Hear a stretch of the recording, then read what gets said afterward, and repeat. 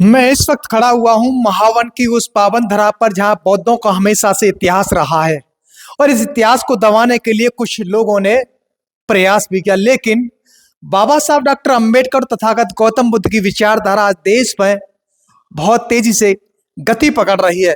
मैं इस वक्त मथुरा के महावन में मौजूद हूँ और आप देख सकते हैं बहुत विशाल विशाल काय बौद्ध प्रतिमा बनी हुई है। जो वही हॉल है जहां पर धम्म देशना की जाती है, विपश्यना की जाती है। मेरे साथ में भंते जी मौजूद हैं, जानकारी करूंगा। भंते जी क्या कहेंगे आज जिस तरह से धम्म देशना और विपश्यना करते हैं उसके बारे में चंद शब्दों में थोड़ा सा लाइन बताइएगा।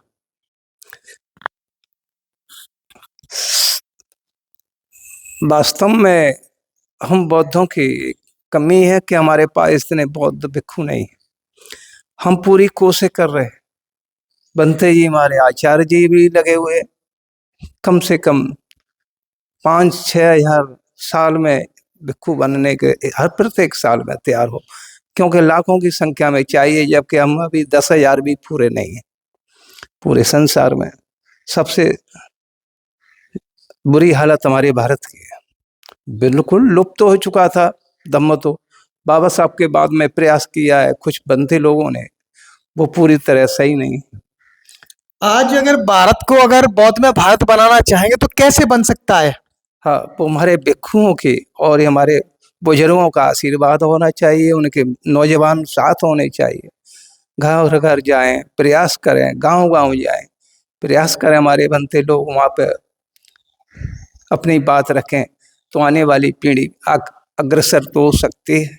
हमारे भारत को बौद्ध में भारत बनाने की जो पहल मुहिम तेजी से चल रही है, और इस पहल में मेरे साथ में मौजूद है काशीराम जी के सहपाठी बहुजन चिंतक राष्ट्रीय गीतकार नेत्रपाल ब्रजवासी जी मौजूद है। जानकारी करूंगा भारत को बौद्ध में भारत बनाने के लिए सर किस तरह की मुहिम है और क्या कुछ पहल के साथ साथ में किस तरह का विचार होना चाहिए, लोगों को एक बार जागरूक। देखिए, भारत को बौद्ध में बनाने का जो सपना था बाबा साहब अम्बेडकर का, वो बड़ा आसान है, बशर्ते कि लोगों के दिमाग से भय निकले। लोग क्या है, कभी जो 3 भगवान 23 अवतार 33 करोड़ देवी देवताओं का जो भय है वो अभी लोगों के दिमाग से नहीं निकल रहा है। आम जनता की बात छोड़िए, जो खासतौर से पढ़े लिखे लोग हैं और जो जनप्रतिनिधि हैं, जीते हुए विधायक, सांसद या टॉप के नेता नौकरशाह हैं, उनके दिमाग से भी भय नहीं निकल रहा है।